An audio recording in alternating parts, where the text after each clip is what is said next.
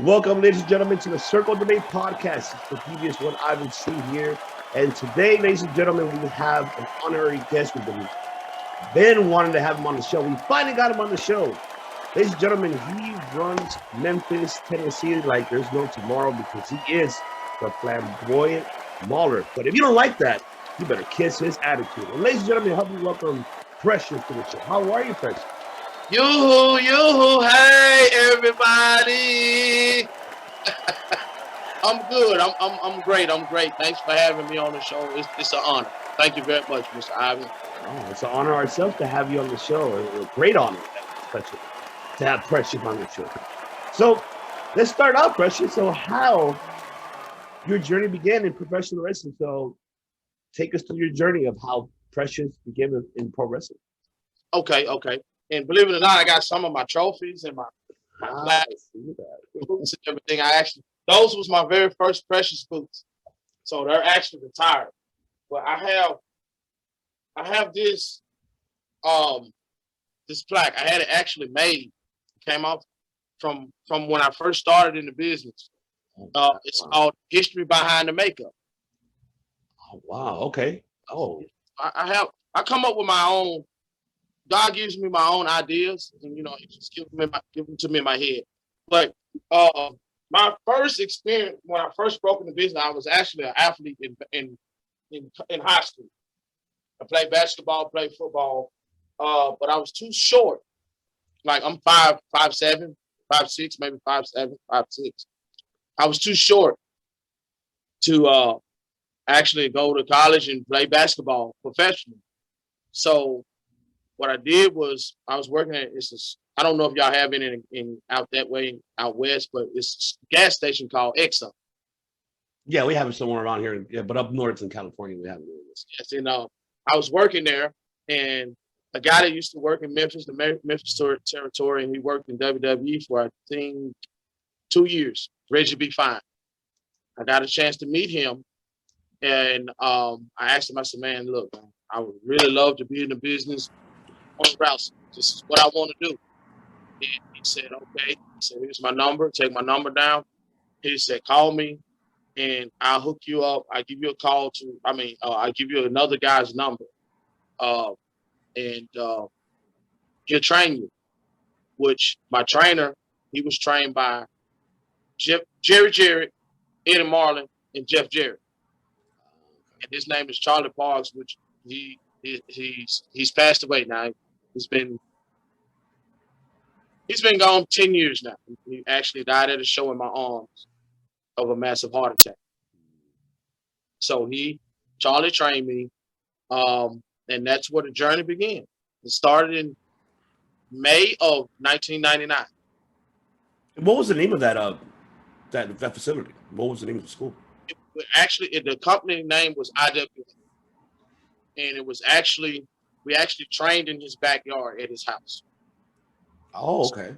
Yes. So the training started. We ran about the first 6 months. All we did was run.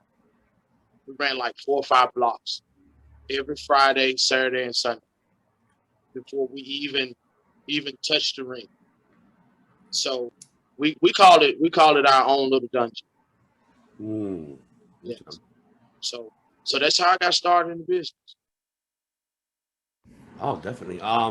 And so in '99, how was it at that time? Like, especially in when you were training, and then at that time, like during like the territory at that time, was it, highly, because if we go back to '99, I'm pretty sure, yeah, we had the Attitude Era, we had WCW, so those are the two major ones that were there, and ECW was barely growing as at the time as well, to be known. But around that year, how was the territory scene around that time? Like, was it as big what it is now as we speak, what it is currently, or how was it at that time in '99?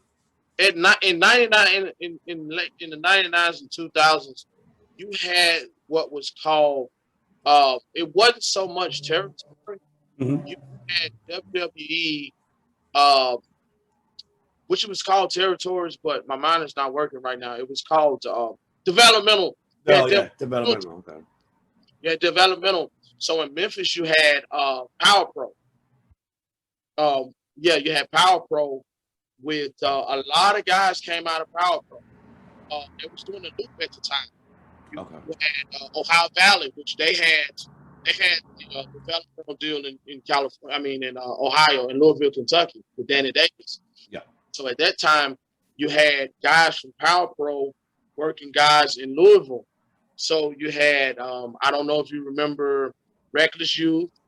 Sounds familiar, yeah. Reckless, yeah. Yes, R-True. His name was Crush at the time, because you also had KAW. That's what John Cena, Rodney Mack, the Bashams, Batista. Actually, Daniel Bryant was here as a young dragon at the time. Yeah. Yes. So at that time, you had a lot of developmental territories at the time. At that time, when I first broke into business, and I didn't get a chance to really meet any of those guys until my later years in the business. It's just that I had to cut my teeth somewhere, and I cut them in IWA, and I traveled from Memphis to Mississippi. At the time, you had NWA down there, which at that time they was filtering talent from Mississippi. They was using guys in WCW at the time. Mm-hmm. Yeah, they was using guys from WCW at the time.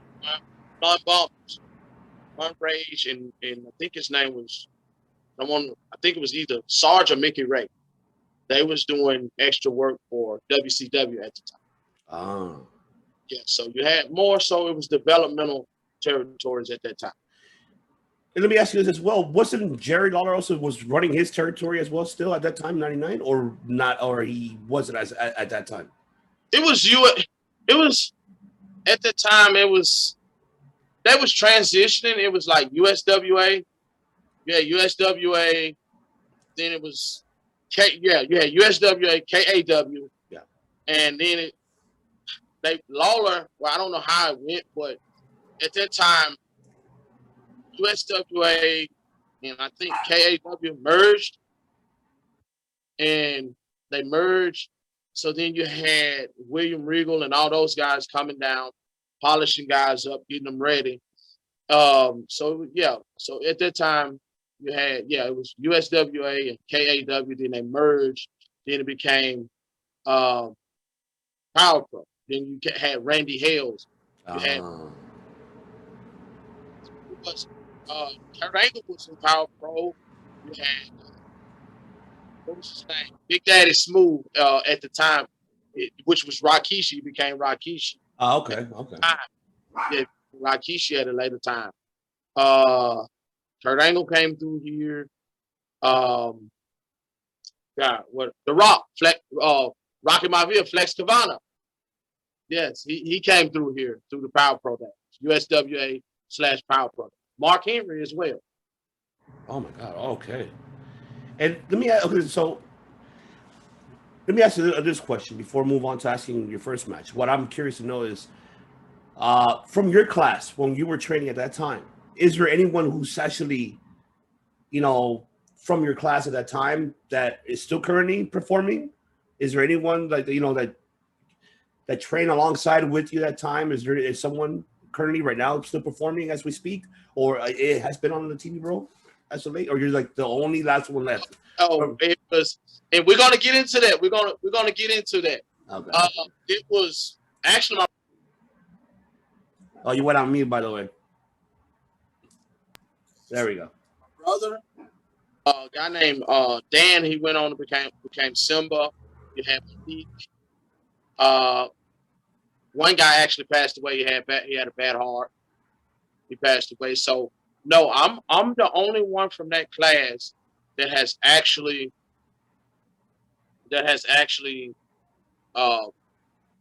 kept everything together, and I'm the only one that has actually just pursued it even harder and even more. Oh, all right. So I'm the only one. Nobody. No, I'm the only one still standing. Wow, that's incredible, and I commend you for that. You're the last one, man. My God. and you're the first person I ever speak to, you know, that has come from that era, from '99 to what it is currently. That's amazing. Let me ask you this: your first match, how was it the first time performing in front of an audience, and who was it? Was it a singles match you had, or was it a tag team match you had when you first debuted at Idol? No, actually a tag match. Okay. Me and my brother. Oh my God, man, you're making me go way back. But I remember my first match. We went out and bought some Jordans and bought some breakaways. We brought some breakaways, bought some shirts, and we kind of cut them up and tasseled them up around the arm and around the stomach. And our very first match, me and my brother tag team name was called True, TRU, True. Okay. And we worked a guy named Max Payne and a guy named Edric Hines. And I told my brother, I said, man, for some reason, I think I'm a super glue, because there was some breakaways. And I said, think I'm gonna super glue my breakaways. He's like, why are you gonna do that? I said, because in the business, I don't think I should wear any underwear under here. Yeah. And I said, no. What I'm gonna do is I'm gonna put some tights on. And I put some tights on. How about I tagged into the match and Max Payne grabs me and gives me a slam, and guess what happened? What happened? Breakaways break away. Oh my God. So just imagine what would have happened if I had no underwear on. Oh my God. So I had my tights on, I had black tights on. And I could hear somebody in the crowd say, oh my God, he has no drawers on. But fortunately, the fans, it was okay. I think we may have had maybe 200 people at the time. Oh my God, wow. Yeah, it's nerve-wracking. That was my first match. I was excited on one hand and nervous on the other. Okay. That was my first. Well, I mean, first time something, and at least, you know, I'm pretty sure, like, right after the first match, it went away after, like, that, you know, that nervous feeling. But after that, you got really used to it got used to it and performing in front of a crowd and just, you know, taking in whatever the boos and cheers, just taking it in and going with it. Which, speaking of that, I wanted to ask, so how the Precious became in fruition. So how explain that to our viewers and audience, how Precious became in fruition? How did it blossom? Okay. And actually, I sucked for a long time. I was horrible in the ring. I'm not gonna lie, I was horrible. And I was like, man, what can I do? What can I do? And the guy that trained me, he actually had his own business. He had his own heat and air business, HVAC. And I worked for him at the time. And we was actually at work. And we was just talking in general. It was like 5 or 6 of us. A couple of guys I named earlier. And they came around to me and said, hey, Martin, what would you do to make it in the business? I said, man, I don't care. Whatever it takes. I love the business. I said, I'll wrestle somebody. I will wrestle at somebody gay. Doesn't matter to me. Mm-hmm. And 3 weeks later, we're at a show. And I'm going around giving out gimmicks. And my best friend said, hey, your new name is Precious. I said, huh? He said, yeah, it's Precious. We want you to dress up in some thongs. I'm not doing that. I said, I'm okay with the name, but I'm not wearing no thongs. I'm not going to do that. I'm not going to do that. So it was a woman I was dating at the time. We was getting ready to go to bed. True story. Can't make this stuff up. And when they said the indie guys come up with some of the greatest ideas. And she had a bustier on, like a women's bustier. Okay. And I think I have some. I might go get one. And she walks past me down the hallway. And I look at her and I said, come back. So she walks back and said, walk back again. She walks back again. And I said, take it off and let me put it on. So she takes it off. I put it on. And I said, okay, that's the beginning of Precious. Oh my God! Wow. Wow! I didn't. Wow! I didn't even know. Wow! That's incredible. I didn't even know that. Like, that's insane. That. Yeah, I'm with you too. I'm like, no, I won't do the thong thing. No, no, no thong. I mean, I'll do anything else, but besides the thong, well, no. Right. And I on the paint. This is how I learned how to paint. I was doing a show. I was doing the Ernie Cat Lad tour. Okay. With Kamala, Reggie B, Rick House Brown, a lot of those guys down in Jackson, Mississippi, and then we did Shreveport, Louisiana.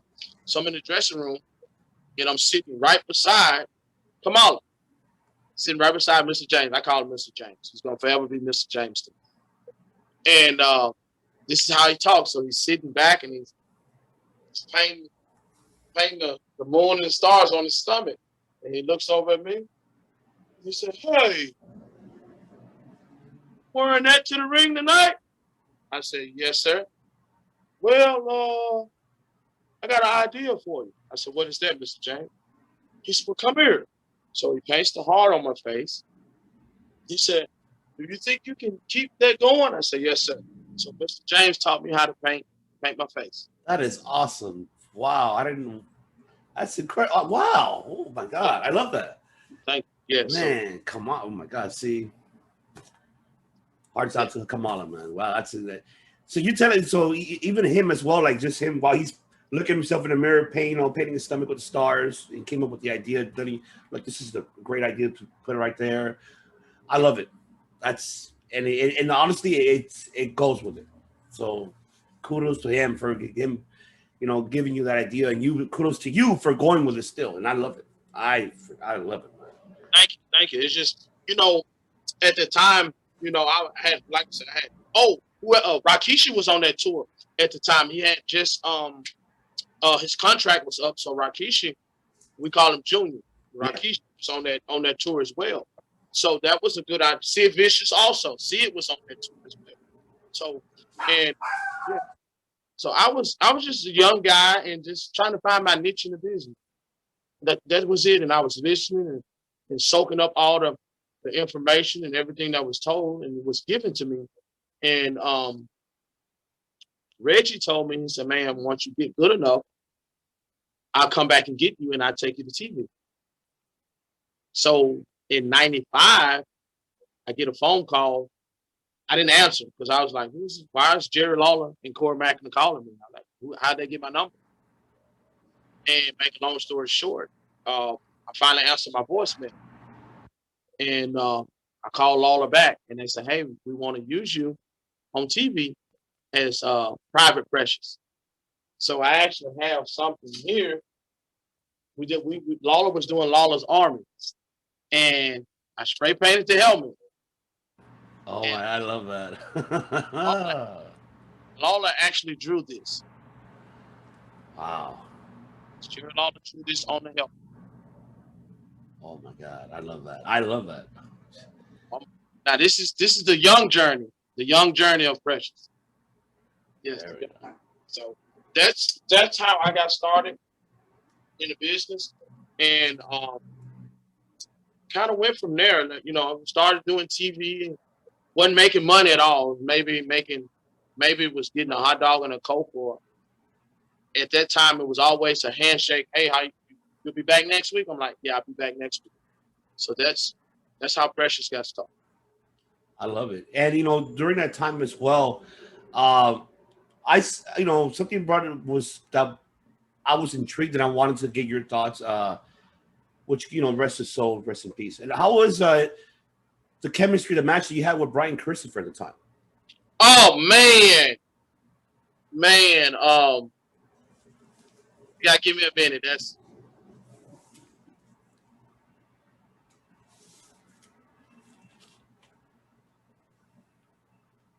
That's a very touching story because I never knew how great of a guy he was until My very first, matter of fact, my very first match on Memphis TV was me and Lawler tagged up against Brian Christopher and Shock. And the chemistry, of course, by me being a young guy, just breaking in business. Of course, they're gonna tater me. He gave me 3 shots, and when it came for me to give it back, I always say, when you go to Walmart and you purchase something, what do they give you? They give you a receipt. Yeah.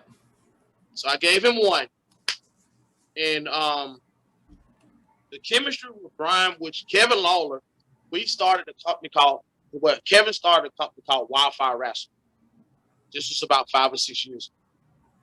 And I had been doing, for some reason, I guess God does things in mysterious ways, because I started getting calls saying, hey, we need somebody to come in and work Brian.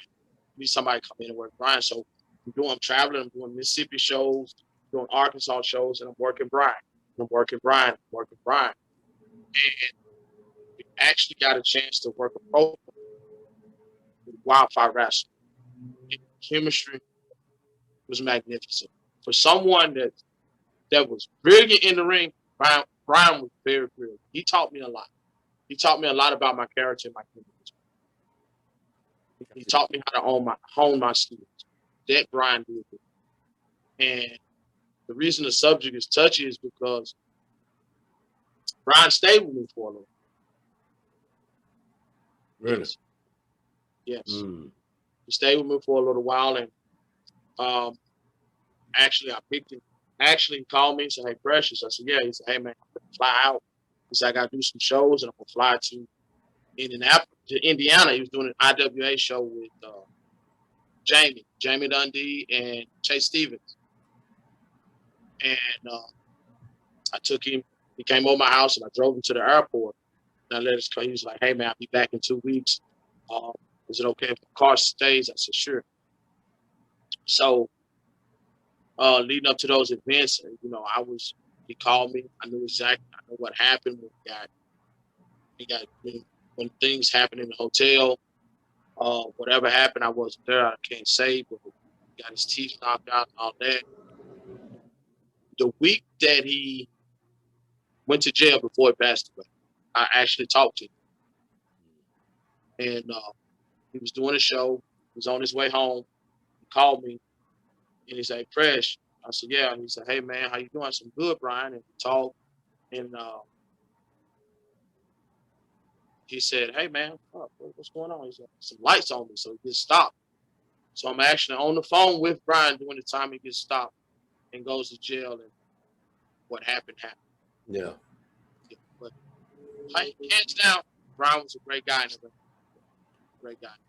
I'm glad. I mean, besides him, and then also, working with Jerry as well. What other, at that time, what other athletes or any other performers that you worked alongside with that kind of helped you along the way to develop the character more and your in-ring skills ability more, like besides Lawler, and Christopher? Who else throughout your journey was kind of put their 2 cents on your character, on your development in the ring and outside of the ring?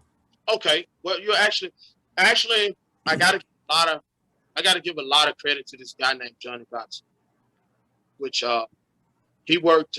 He actually got signed in WCW during that time, and he worked Kiwi, and he actually took me under his wing. We did the wrestle at the Mid-South Coliseum and had a match with him. Okay, yes, okay. Mecca of Memphis. And he said, I'm going to take care of you. He said, I see potential in you if you just ever shut up and talk to me. So I created Johnny Dotson, Bill Dundee, superstar Bill Dundee. Derek King actually sat me down and talked to me. Dustin Starr as well. Dustin helped. Let's see. Who else was instrumental? Brian as well. I actually worked Buff Bagwell. Oh, really? Okay. Yeah, Buff Bagwell. Uh, he was instrumental. He actually tried to help me get signed by TNA. You know, I sent him some stuff, and he actually gave it to Dutch. So he was very helpful to me in the business. So, so it's quite a few guys. If I left some names out, then I apologize. But those guys was more so instrumental with my character and me getting to this point. That's great. I love it. Another thing I want to ask, we spoke about it off the air just a little bit. I know you said you had a tryout with WWE. And how was that process at the time? Was, getting the tryouts, and what year was it when you actually had your tryouts with WWE at the time? I mean, we noticed as well that you've been, had little backstage roles in WWE, like with Jericho, along with AJ, with the whole Nia Jax and Sasha Banks. So there's a lot more. I mean, you've been around WWE TV. So how did it all became that about, and how did it work out with the tryouts? How did that happen? Okay. And to touch on that, I was the one that actually started the Jericho list. Oh my god, I love it. Jericho. Yes, I'm the originator of Jericho list. What happened was, and I don't know why I'm going this way. I'm trying not to give too many backstories, but a lot of guys. Now, true story. This happened. This happened about 7 years ago. I was so determined to get looked at by WWE. They had a show here in Memphis, and this is what I did. This was during the time. Oh, I'm sorry, I left out one person. Viscera. He was a great guy as well. He helped with my. That's great. Man, God rest his soul. Yeah, God rest his soul. So Viscera. So this is what I did. I said, you know what?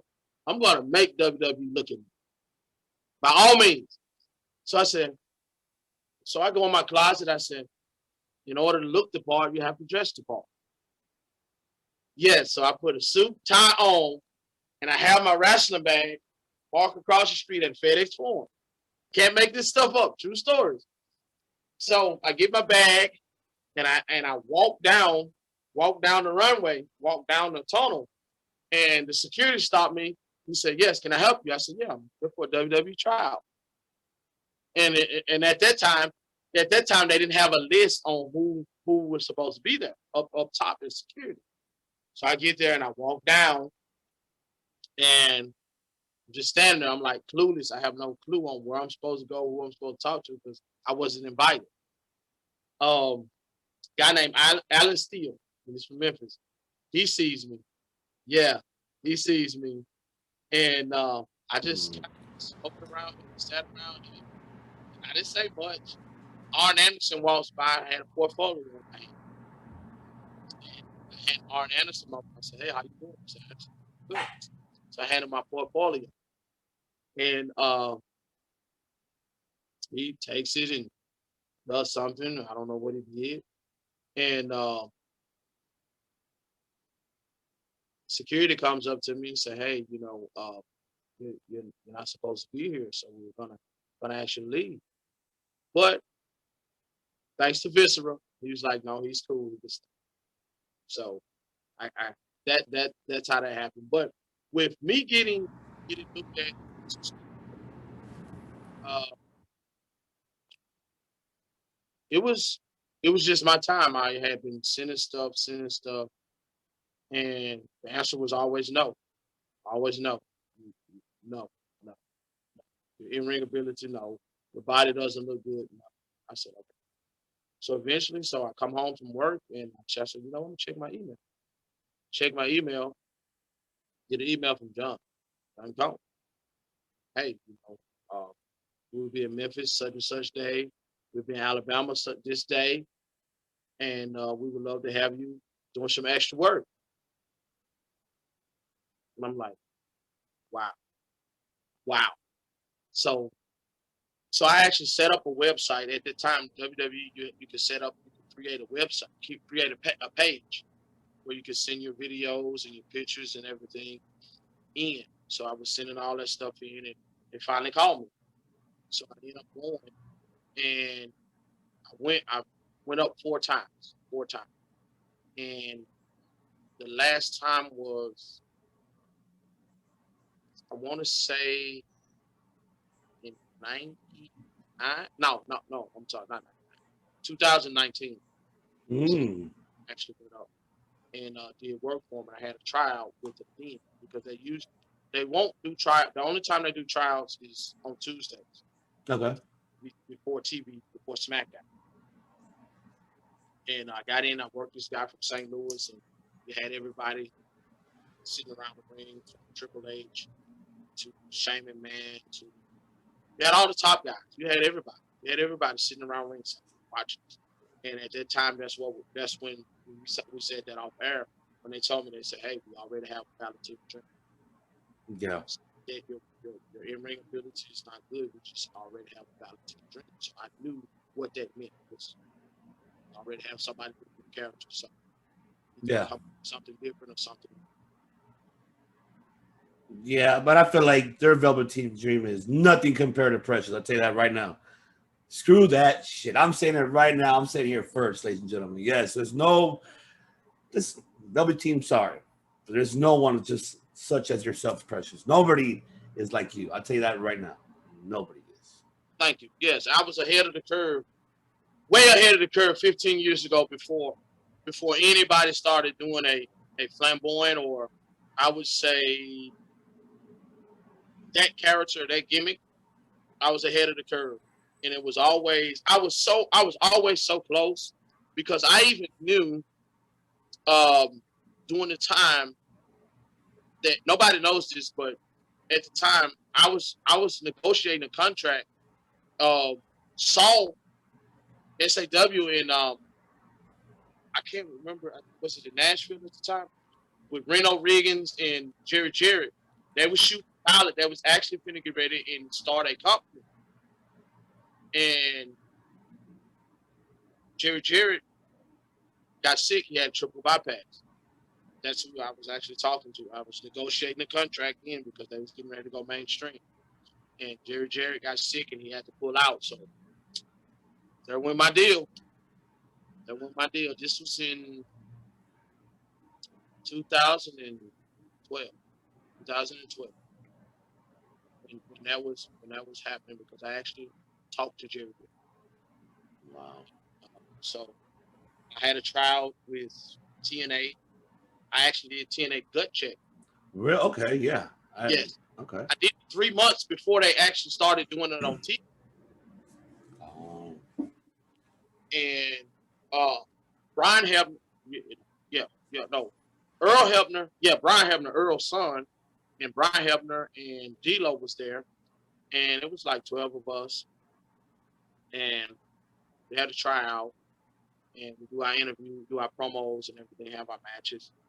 And D-Lo goes around, we're sitting around, and he's critiquing everybody until the next come back to the show. He did that about 3 times. And he looks me in my eyes and he said, "Man, you have the total package. You have what it takes." He said, "But it's not up to me. If it was up to me, I would hand you a contract right now." And nothing came out of that. So, I've been grinding. I'm still grinding. I'm looking for a country, a big country. And you're gonna get it. I'm telling you that you're absolutely gonna get it, and cannot wait when that happens. I mean that dead serious. The fact that because of the talent that you have, the character, the charisma that you have, just everything what you bring up onto the table, and what you have done by far, in a professional wrestling right now, we had not seen that in such a long time. The flamboyance, just that attitude that you have, we haven't seen it. And not only that, but another thing that people are, even though certain individuals possibly don't like it, but me personally, I love it.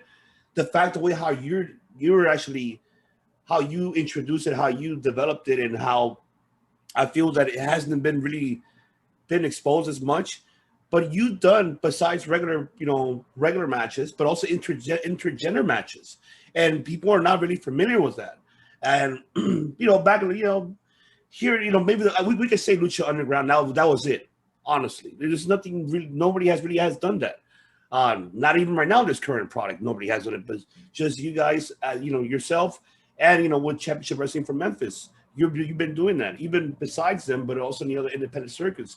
You wrestled, Cassandra Golden, CG Chanel, Nikki Lane, and so for you to bring, to expose that and develop that, it's amazing, because nobody has talked about it, and that's why I'm bringing it up, because it's gonna be talked about once they see this. So I mean, explain, was this your idea of creating the bringing back the intergender matches, or how did that become about? When they with the intergender matches.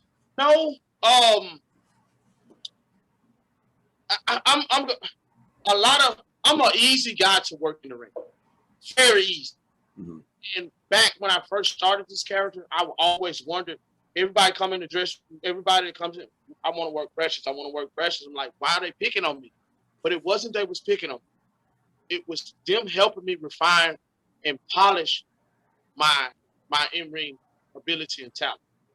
And it just kind of, working with the guys, I mean, it just kind of drifted and gravitated toward the women. I don't know how that happened. It just, I get calls. Precious get more calls to come in and work women more than anything. Like I worked I gotta say it, one of the baddest bitches in the business, Jazz. Aha, that's right. Yes, I worked Jazz. Yes. I worked her. It all started with Jazz, because she was the first one that Precious actually worked. Okay, all right. So I worked Jazz. I worked Mickey James. I worked with ODB. I worked with Tracy Brooks. I worked with Kara Hogan. I worked with Aja Peru. I think I'm pronouncing her name right, Aja. I know. I don't. I can't. I don't think. Yeah, I don't know. Yeah, it's just hard for me. Yeah, we apologize, Aja, if you're seeing this, we don't know. Aja, Sandra Golden, Nikki Lane. The list, it goes. I mean, it goes on. It just kind of drifted that way. It wasn't my idea. It's just, I get calls and hey, we want to bring you in. We want you to work this young lady. Okay, all right, fine. I work whoever you want me to work. I work my wife if you tell me to. I don't care. Yeah, it doesn't matter. It doesn't matter who I work. I mean, I don't care about the wins. I don't care about the losses. That doesn't matter to me. So it just kind of drifted over into, it was not my idea, but it just drifted over into working with. That's how it kind of happened. Okay. So started with Jazz. That's very interesting. Yeah. And how was Jazz in the ring? I'm pretty. She's a yeah. How you said it? Yeah, she's the baddest bitch on the planet. I'll tell you that. And I'm very happy for her that she's finally getting her. She's gonna close her chapter the way how she wanted, and I'm glad she's doing it. And I'm looking forward to whatever next chapter she's doing, which she's working with Thunder Rosa training up there on with Mission Pro Wrestling along with her husband Ronnie Mack. So kudos to her. But how was that? That chemistry with you and Jazz in the first time in the intergender. How was that? I was kind of nervous because I was to be honest with you, they had just came off of their run in WWE at the time, and Rodney was very intimidating. Yes, very intimidating. And we called a spot where she wanted me to give her a slam. Mm-hmm. And I was like, I don't know if I should be. Yeah. Slamming you. I said, can I go talk to Rodney? And I said, Rodney, Jazz called for me to give her a slam. And are you okay with me giving her a body slam? Because I'm not comfortable putting my hand there and slam. He's like, hey, brother, it's the work, man. Just do what you got to do. Just don't be getting fresh with her, but yeah. So she's very fluent. She's very fluent. She called the whole match because, like I said, I was young, I was green, still green, not knowing how to call a match and knowing how to get around in the ring. Yeah. And she helped me with that as well. So it's a lot of people that has helped me on my along this journey. I have to call names and let them know, I appreciate it because they have gotten me to this point right here where I'm at right Definitely, definitely. And let me ask you this question: since you came from like, because I know it's different nowadays how they call matches. When you brought that up, there's one thing that I'm curious to know, and I want to get your 2 cents on it. Do you feel that compare how it was previously, like 20 years ago, like back in like in the 2000 and 99s, how you were able to call matches, by the year? Okay, while you're in the ring, you're calling the match. But nowadays, I mean, they're mainly doing it before the even match starts, so they're already doing that. Do you feel that? Should they kind of bring back that old school type of calling a match mentality back in the ring, um, or or are you okay with calling a match before you even be in the ring? What are your thoughts about that? Like now that I mean, you study both of them, but I want to get your sense about it. What are you more comfortable with, and what do you think that they should they stick with this one currently, calling the match before you being physically in the ring, or calling the match during the physicality in the match? How do you feel about that? My thing is, I was taught how to do it all. I was taught how to work. I was taught how to wrestle. I was taught how to fight. I was taught how to brawl, and which I have a karate background, so I learned how to grapple as well. I'm first degree black belt in Taekwondo, so I Mm-hmm. learned pick that up. But um, my thing on that is on this hand on calling your match in the back. You can call it all day. You can call it all day in the back, but when you get out in front of those people, what kind of reaction are you going to do? So the question is, do you stay with that, or can you adjust on the fly? Right. And a lot of guys, they think if you run 172 miles an hour in a match, that's going to get you up. The flippity, the floppies, the high flying, the big pops, and all that. That's not wrestling. That's not wrestling. What wrestling is, can you tell a story? Can you draw the people in? Can they agree with you? And can they um not interact? Can they understand the story that you're trying to tell? Yeah, connecting with the fans, with us, the fans, connecting with them and get them involved in the story. Right. So my thing is, you can do all of that, but which wrestling, it makes sense on one hand, and then it doesn't. But if I give you 18 super kicks in a match, and the finish calls for a super kick, how are you going to put me down? You just gave me 18 super kicks, but that one super kick is supposed to matter. It doesn't matter. It's not supposed to matter. If I haven't, I can do. It's just, man. It's just from where I come, the bit where I started into what I've seen. Everything you have to change with time. Everybody has to change with time, and I understand it. But you can't do all that high flying. And what story are you trying to tell with that high flying? Yeah, I'm with you on that. I think it's kind of like more. Yeah, it's not really telling the stories. It's more like you're just showing your agile abilities. Okay, great. Yeah, we some certain crowd at this current state of professional wrestling like it. Some Mm-hmm. don't. Some are like, no, I like the storytelling. And me as a fan, me as a mark of I love a story being told in the ring. Right. That's what I love. I like just I tell me love the it. story. I love that and that's what you do. And that's why us here at Circle Debate are a big fan of yours, because you know how to sell the story in a ring with your opponents, and you know how to do it very, very well. And that's why you're the Flamboyant Mauler, for that reason. And I commend you for that. Thank you. Thank you. This is what I learned in the business. Everybody say that I can work. I'm a good worker. I can wrestle. I'm great. I'm this. I'm the best. I learned this about 6 years ago. You become a great worker Brian Christopher taught me this. He taught me this. You can say all of that, but what makes you a worker is two things. That guy that you're actually in the ring with, if you can take him or her and elevate them to where you are, if their level is here and your level is here, if you can take them and bring them up to the level you are and make people and fans believe it, then that makes you a worker. Yeah. That makes you a great worker.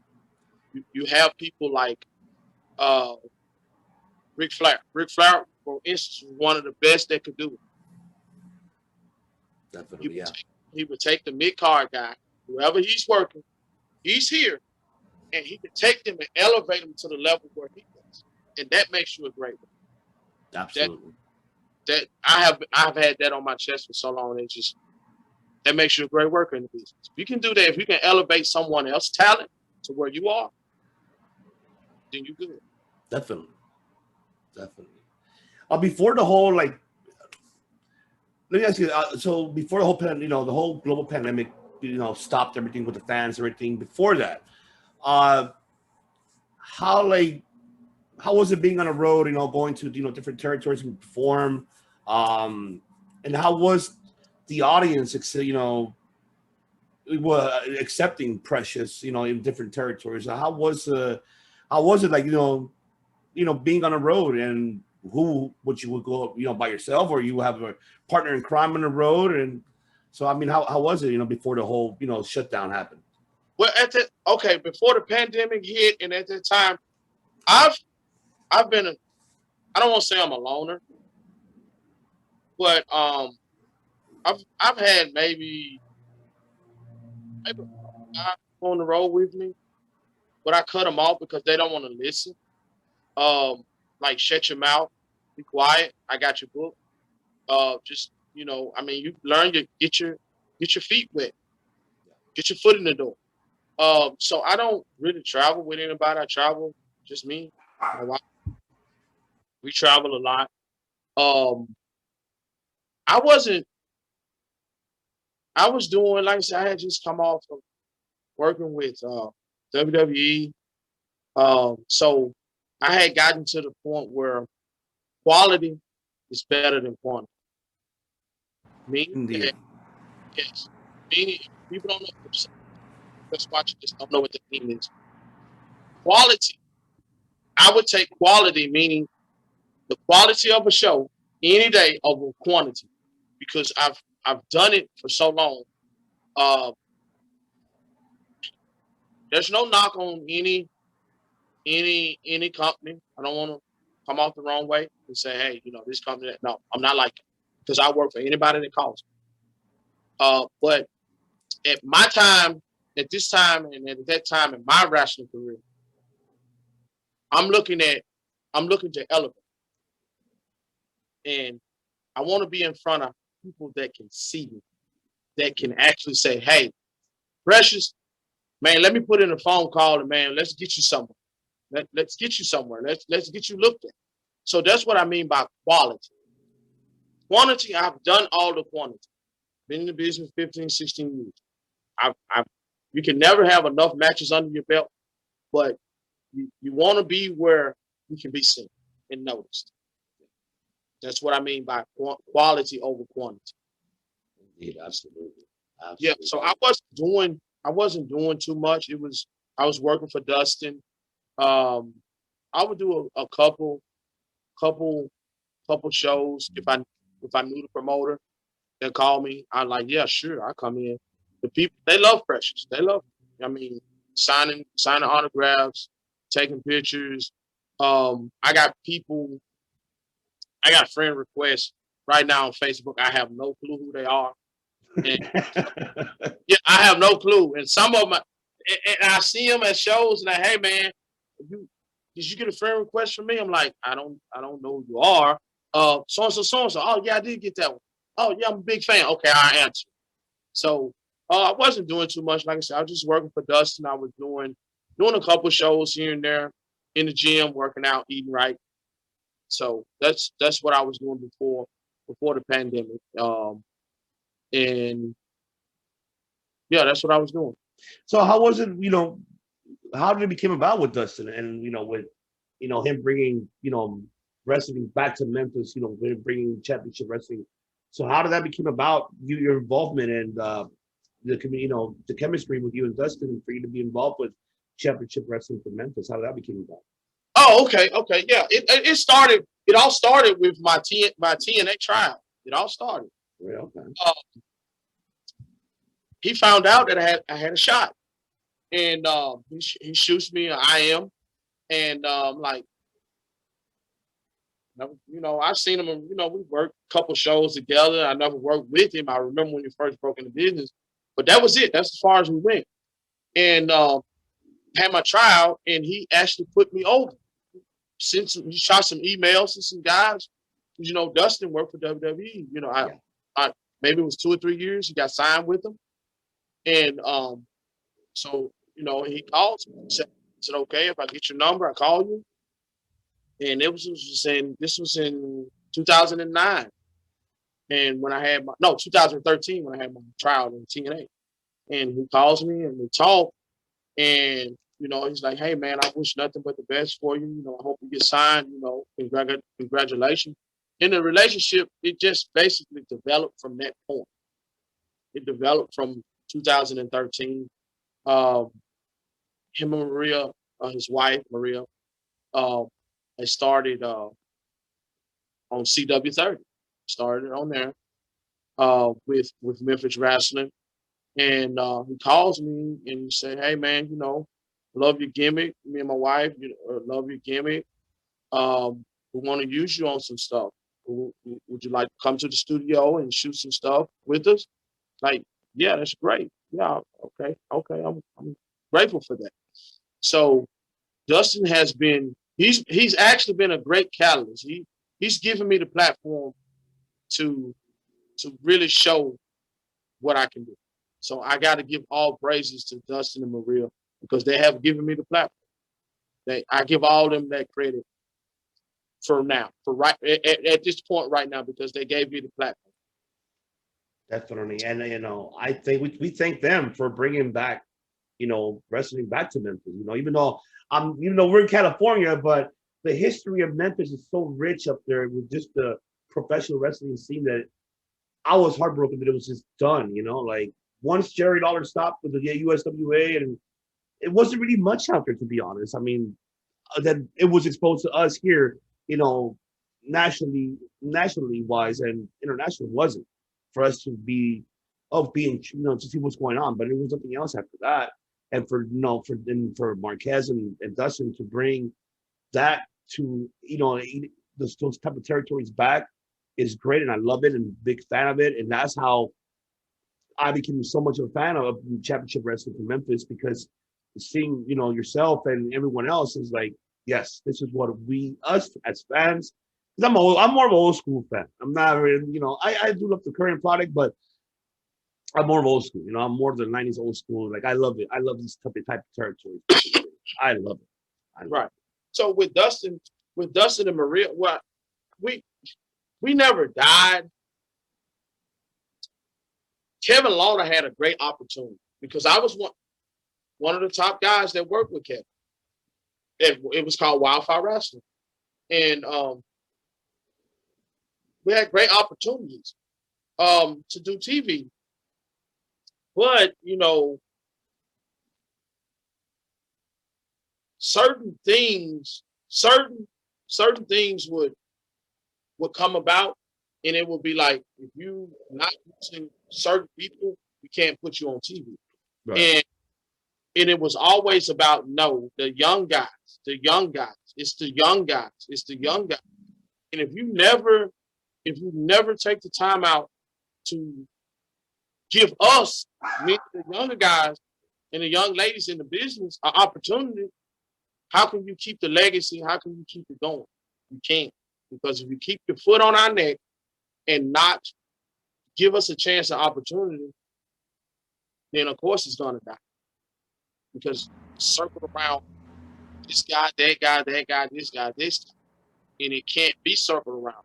The business is bigger than all of us. Yeah.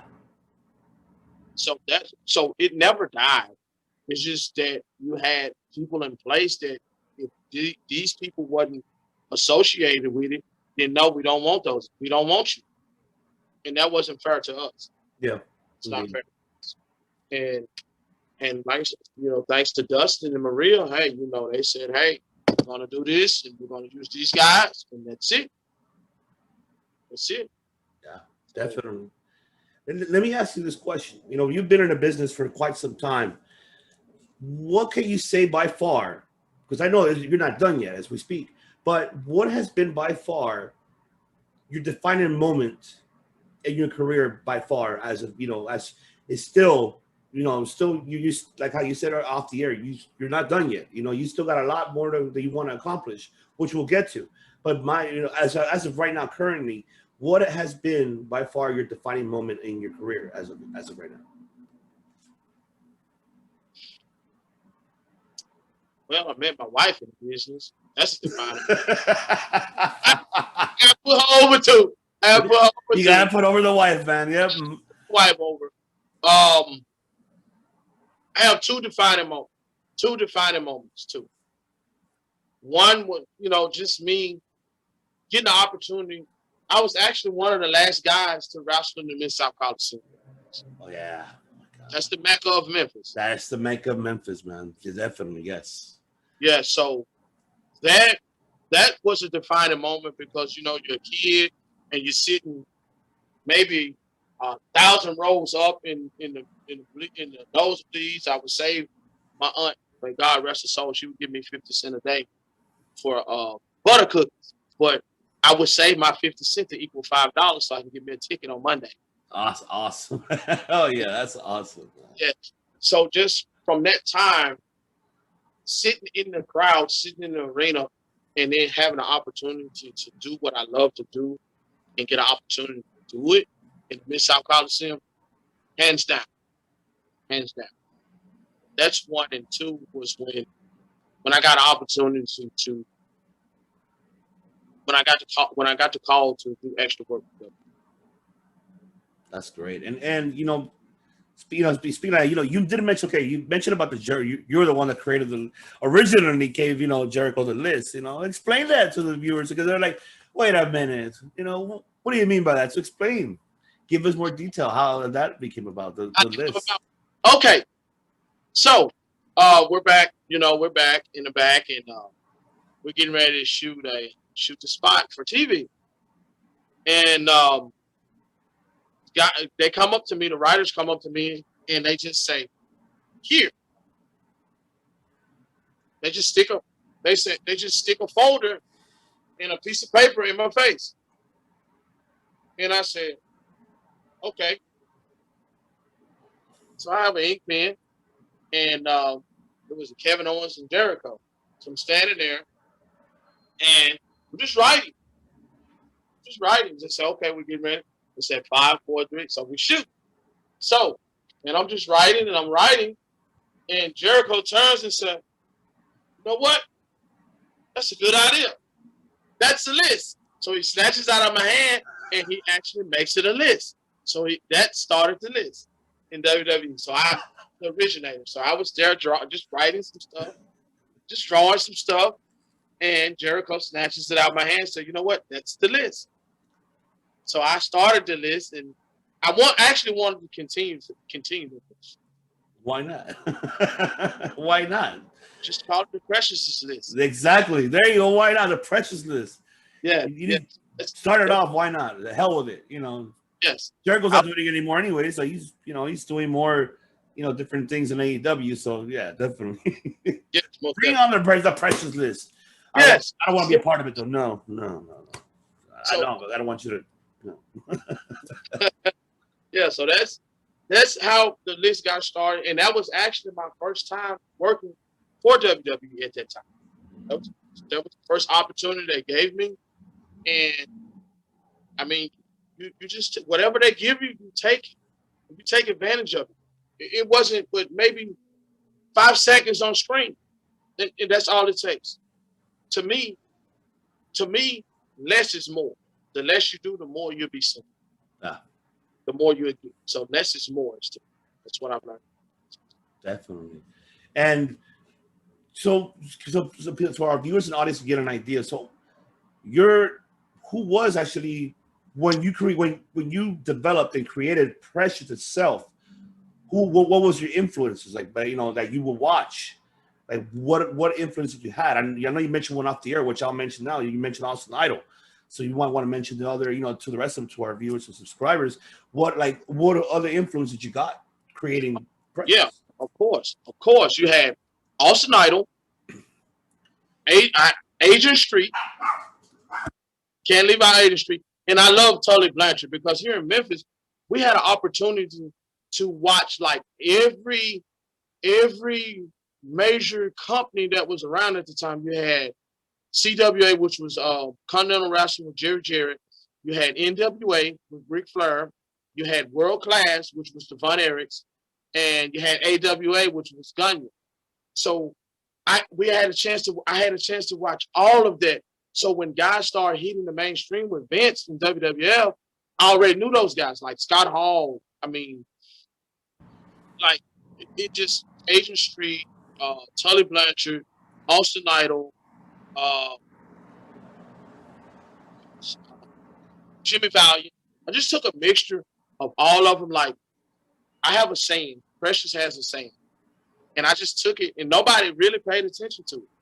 But I took it and I used it, and I put my own twist with it from Austin Idol. Austin Idol used to say, "I'm from every man's dream, every woman's dream, and every man's night, every woman's pet, and every woman's regret." I just turned it. I just flipped it.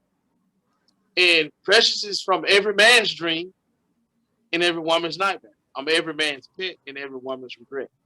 So I mean, wrestling is coming full circle. Definitely, it is. It is becoming full circle, and I love it. Definitely love it. Now, here's another question for you. If you had the opportunity, what dream match, who would you have it with, and what promotion will you have it with, and what event would you have it? So if you're able to have your dream match that you would like to have, that you able to work with, and where and what event were you able to do that match if it becomes in fruition? My dream match is Sonny Kiss. Ooh, yes, Sonny Kiss. I love it. My dream match is with Sonny Kiss, and I already have a name for the match. It will be called Precious's Kisses. I love it. I love it. Yes, and it will have to be in WWE in WrestleMania. There you go. Why not, right? WrestleMania. The Super Bowl of all professionalism. Yes. Yes, I love Sonny Kiss work. I'm a big fan of Sonny Kiss. And I think as well, me and Sonny in AEW, me and Sonny will make a great tag team in AEW. You know what? Yes. I could definitely see that you and Sonny will make a great tag team. No hating on you, George Janela, but I love that tag team too. But why not? Precious and Sonny Kiss as a tag team. The Precious Kiss is here. I love it, man. Oh, I love it. Oh, yeah. Yes, I mean, I would love that. Would be my dream match. Would be Sonny Kiss. Sonny Kiss. Definitely. Yeah. So I have so many. My wheels are always turning. I want to say thank you, Mr. Ivan, for this opportunity, because I mean this will elevate me a little bit higher, and I'm hoping to get looked at by AEW, TNA, WWE, once again, Ring of Honor, even NWA. I mean, New Japan. Yes, New Japan, definitely. Whatever company that calls, I mean, I'm willing. I'm ready, willing, and able. Definitely. Yeah, indeed, and that's the goal. That's your goal. That's your goal for 2021. This year is to get signed. Yes, get signed. And with you, this is helping just as well. It's catapulting me.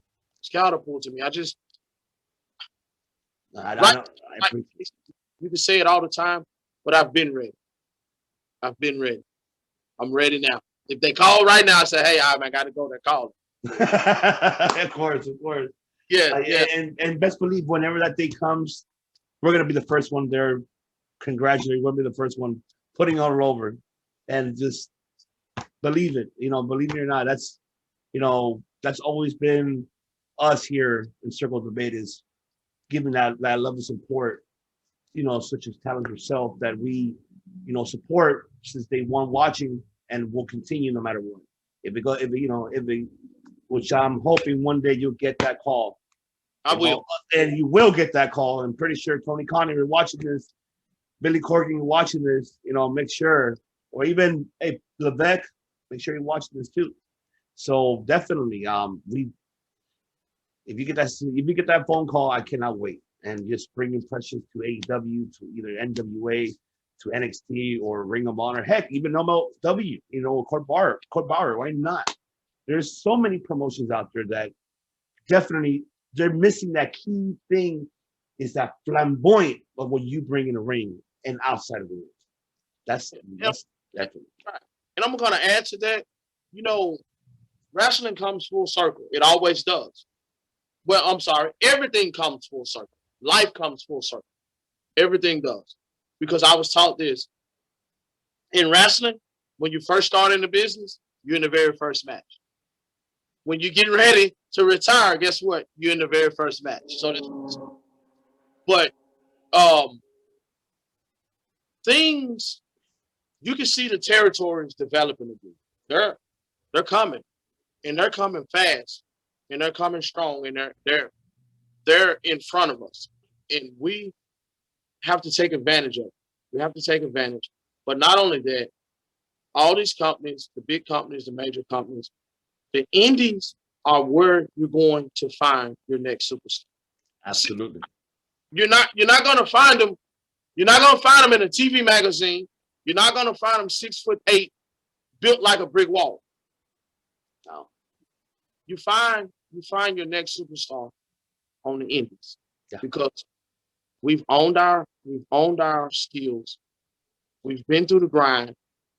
We've been up and down the road. I've living out of a suitcase on the grind. I mean, you're paying everything, your gas, your hotel, your rental car. I mean, you're driving 8-9 hours. I do it all the time. Like I drive to Texas. I mean, no gripes. I love it. I mean, I still love the road. But I've seen guys, and I call it the fall from grace. Yeah.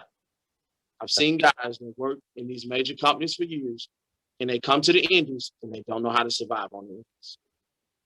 Definitely. And speaking of, if you could give them that advice for people who actually wants to get into professional wrestling, what advice would you give? What would be the one thing, a key word of advice to be able to give any future upcoming rising stars that gets into the business? What would you advise? My advice would be go to someone and that has actually done something in the business and been somewhere. Because how can Joe Blow tell you where to go and where to get experience when Joe Blow hadn't been in it? Joe Blow has been in a bar and grill for 12 years, and he can't tell you anything.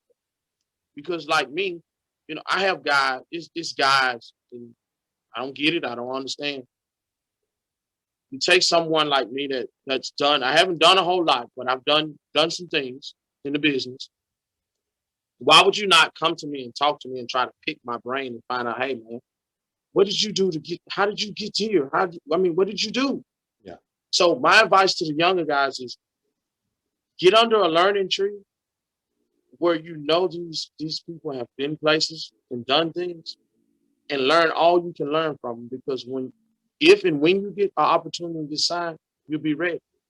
You'll be ready. Not man, I don't think I'm ready. I don't know if I'm ready. No, you have to be ready because you'll never know when you get the call. You have to be ready. So that's my advice is get with someone that knows the business and knows the ins and outs. And learn from them. And I mean, whatever it costs, pay that price. Pay your dues. Pay your dues. Pay your dues. Because I'm still paying them. Been in business 15, 16 years. You never get done paying dues. Like, I'm still grinding. I'm still training. Still go to the gym. Still work out. It never stops. Wrestlers never sleep. We never sleep. There you go. Definitely. Yeah. Same here. We never sleep here on Circle Debate. I don't sleep. Yeah. Then before we let you go, I want one last question to ask you. Sure. Throughout your journey, has there been, you don't have to drop any names, just out of their protection, any funny stories on down the road or anywhere in the territory? Oh man, let's see. I have one. I work for this company in Pensacola, Florida. Great guy, great company.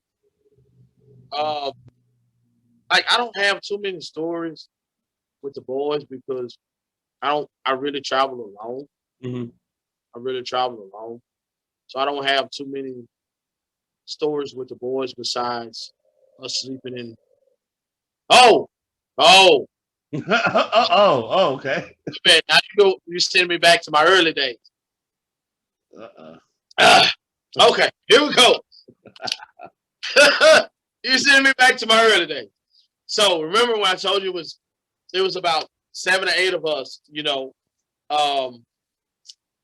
first breaking the business. And it's about 10 of us.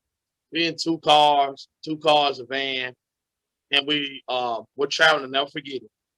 We're traveling to Crystal Springs, Mississippi, and so the guy says, "Hey man, we're gonna spend the night here." Okay, all right. So we go. He goes in. He gets this hotel room, and he tells the lady, "Hey, it's just 2 of us in the hotel." So we all get in the hotel, and everybody say, "Hey man, I'm sleeping over here. I'm sleeping over there. I'm sleeping over here. I'm sleeping over there." So this particular night, so these 2 guys, I didn't know it. So you got all of us spread it out. We all spread it out in the room. Somebody sleeping in the tub. Actually, somebody sleeping in the tub. Somebody sleeping up under. Somebody sleeping beside one of the beds. Somebody sleeping at the door. Somebody sleeping on the couch. 2 guys go get in the bed. So this is after the show, maybe 1:30, 2 o'clock in the morning. And we hear, "Oh, wait a minute, stop, hold on, wait a minute." And I'm gonna say, "Wait a minute, I know it can't be no woman in this room. I know it's not no women in the room." So 2 guys, I'm not gonna call them names, I'm not gonna name drop, but those guys are actually in the bed having sex. Oh my God. Yes. Yes. So those stories, if they tell you, if you want to push, you have to get to pushing and pulling. It's true. Guess what? He ended up owning the company after that.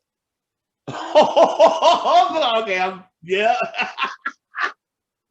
Oh my God. He ended up owning the company. So he actually has the company right now. He changed the name of it, but he earned the company out after that night. I mean, I don't know what they was in there doing, but I know 2 men shouldn't be locking horns. No. Yeah. So that was about it.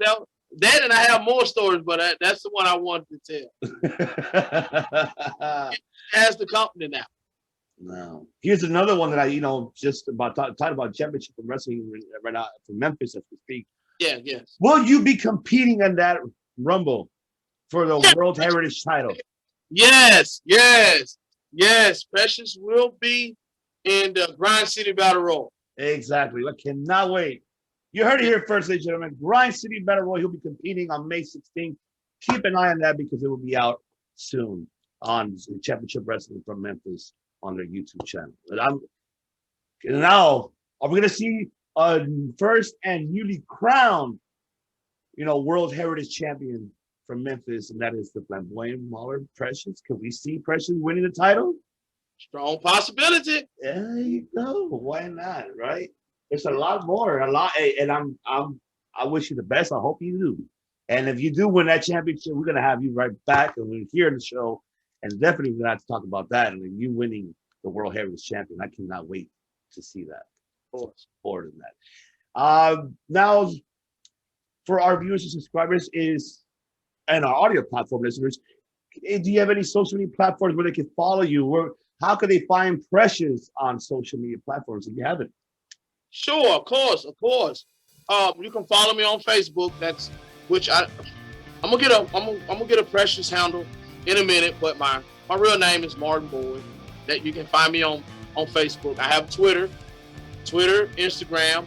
I think my Twitter is Precious www.preciousmoves.com. I'm not sure. I have to get it. I have to get the link, but I am on Instagram as well. And I'm going to start maybe a what do they call it? This TikTok. I may start a TikTok. Precious may start a TikTok. Oh yeah, we need to. Yes, definitely. Precious needs to start a TikTok. Oh my God, it will go viral. Yes. Yeah. So I may start a TikTok. I'm still going back and forth with doing TikTok because I'm not a big fan of posting my personal life. Understand? Yeah. I mean, I know. I mean, I can tell you my personal one. I don't post any. I really don't. It's only with anniversaries or anything, birthdays. That's it. Other than that, I don't really post much. Yeah.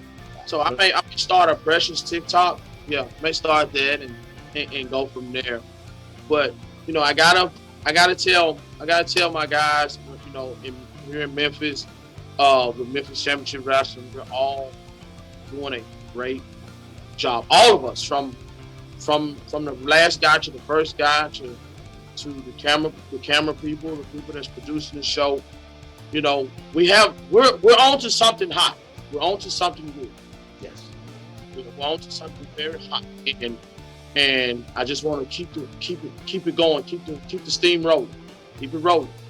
So I want to tell all my fellas and my friends, my lady friends that's on the roster with me, thank you, because without them and the people that I've worked before them, without them, I wouldn't be here with you right now, Mr. Tyler.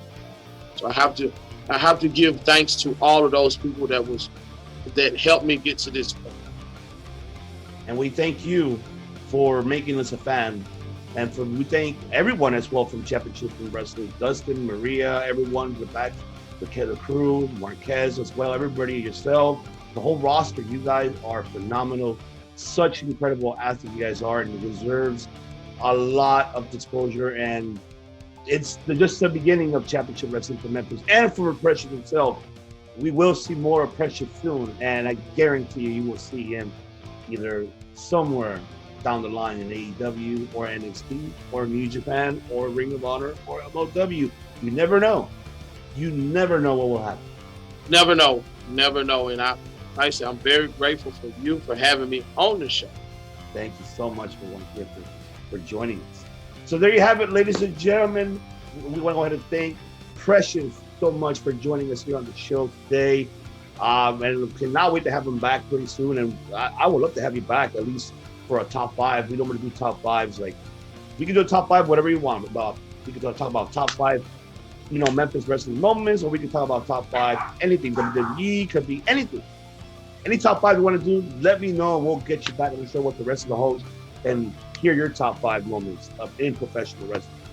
But definitely, I would love to have you back, Precious, once again. And I appreciate you for taking the time for joining us today. And I commend you.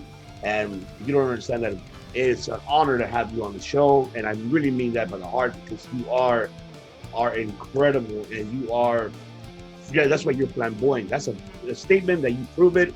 And you prove it in the ring and outside of the ring. And I commend you for that. And I'm like I said, I'm praying and I'm praying for you to get that call. And I believe our viewers and subscribers who will be watching this will do the same thing as well. praying and getting and wishing that we see, and it will happen, seeing Precious somewhere down the line, either he's making top, promotions. So definitely cannot wait. Thank you. I'm very grateful and honored. And I will be back. I will be back. Yes, we need you back. We need that. We need Precious back. But yes, ladies and gentlemen, thank you so much for tuning in here, Circle the Day Podcast. And we still have a long line. But if you want to catch Precious as well, catch up on Championship Wrestling from Memphis every Saturday at noon Central Time. Make sure it's all the description will be right below the links, and also the social media platforms will be below on the description. So make sure you follow Precious and also tune in to Championship Wrestling from Memphis every Saturday at noon Central Time. And make sure you guys tune in and watch the Flamboyant Mauler mauling some people's asses and giving them the kiss my attitude right in the exactly. There you go. Thank you so much, guys, for tuning in. We'll see you guys next time.